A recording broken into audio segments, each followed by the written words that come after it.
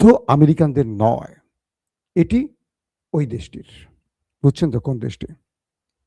তিনি বলছেন আমেরিকার জন্য থ্রেট ছিল না ইরান, কিন্তু ওই দেশটি ট্রাম্পকে ফাঁদে ফেলে এই যুদ্ধে টেনে এনেছে। তিনি বলছেন ইরানের কাছে নিউক্লিয়ার তৈরির এমন কোনো তথ্য তাদের কাছে বা মার্কিন গোয়েন্দাদের কাছে ছিল না, কিন্তু ওই দেশটি বুঝিয়েছে ইরান 1 সপ্তাহের মধ্যে বা 2 সপ্তাহের মধ্যে নিউক্লিয়ার তৈরি করে ফেলবে। কয়েকটা দেখেন, ভালো করে খেয়াল করেন। পাশাপাশি সেই দেশটি বলছে ইরানের যিনি সুপ্রিম কাউন্সিলের সেক্রেটারি ছিলেন আলী লারিজানি, তার সাথে ব্যাক চ্যানেলে যুদ্ধ বন্ধের আলোচনা চলছিল। এই তথ্যটি আমেরিকার গোয়েন্দাদের মাধ্যমে সেই দেশটি জেনে যায়। ওই দেশটি, আমরা এখন ওই দেশটি বলবো, বুঝছেন? বুঝে নেবেন।